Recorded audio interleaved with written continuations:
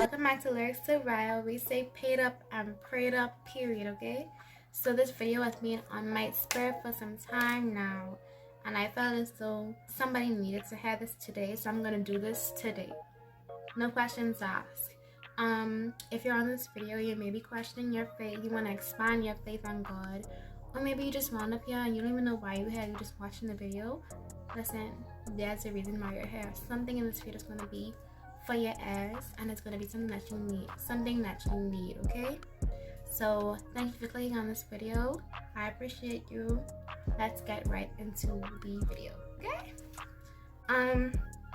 First of all, let me just say, I feel as though a lot of young people such as myself have a polluted perception of who God really is, and that is what's making us scared to get at his knees, making us scared to submit to him. When we need to understand, like, it really ain't jumping up and down in church and going to church 24/7, wearing big hats, getting possessed by the Holy Spirit. You can't do nothing, you live behind. No, being a Christian does not mean you're in jail. Being a Christian means you have a friend that's gonna mold you, a friend that's gonna push you, a friend that's gonna give you a blueprint to your life. Like, who don't want that? That's gonna show you, hey, don't walk this road because you might get kidnapped. Who don't want somebody that already knows them inside and out to lead their life? You know? So that's basically what it is. So first of all, you came to this video because you want to know how to hear God's voice.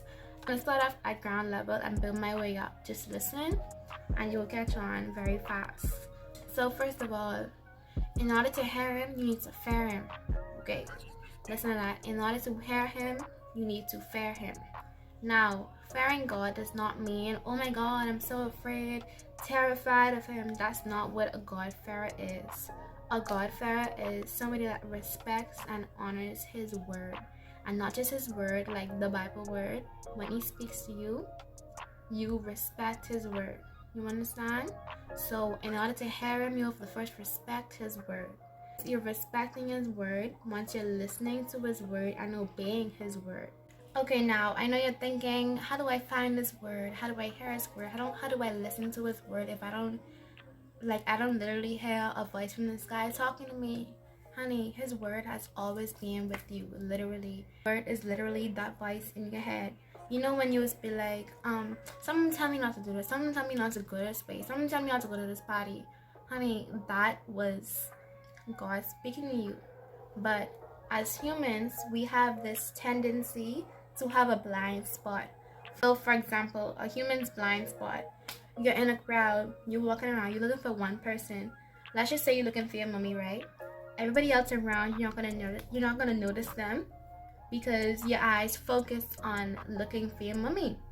Or another example, let's just say you're watching a movie, right? And somebody's calling your name, they constantly calling your name, but you don't hear them because you're so focused on this movie.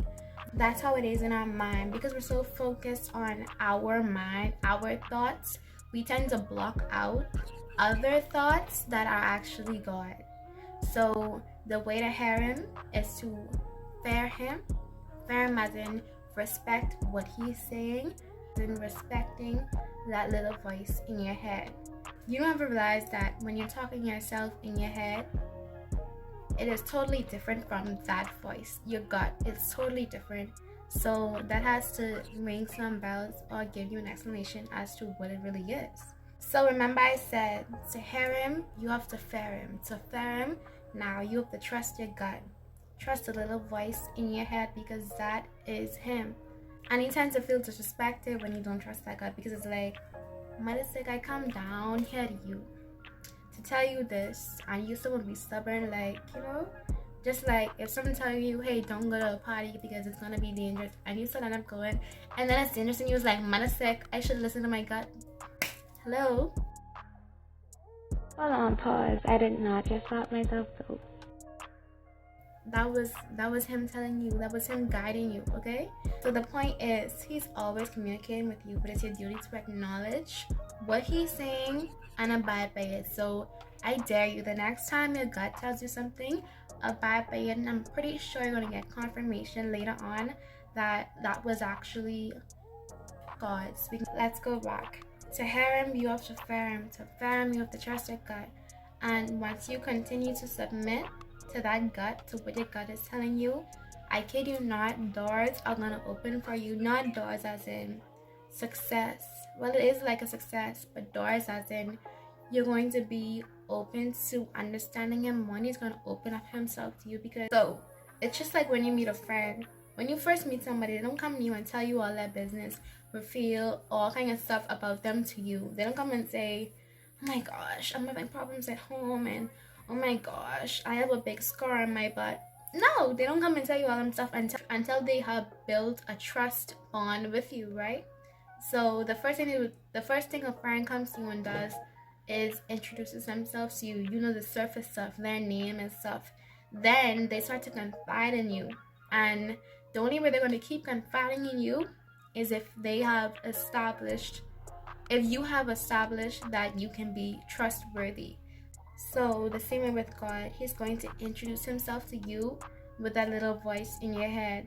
And the only way that you can prove if you're trustworthy or not is if you submit, is if you take into consideration what he said, is if you show him that you respect that little voice, that you respect what he's saying, that you honor him, that you have reverence for what he's saying.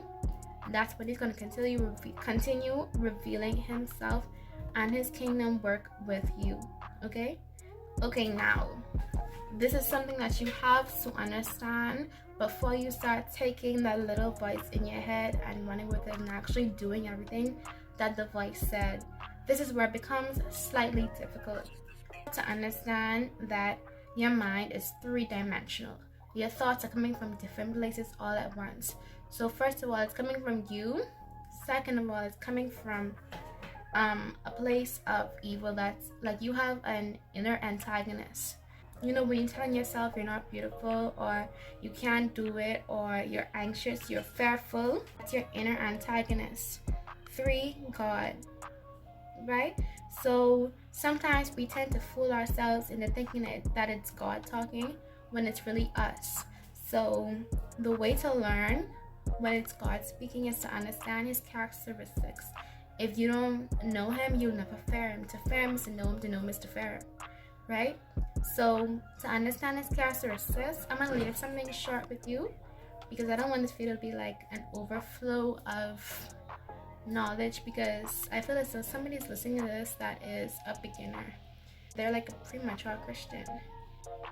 They're trying to further their faith. Somebody is confused. They thought they were listening to God, but they really wasn't. Somebody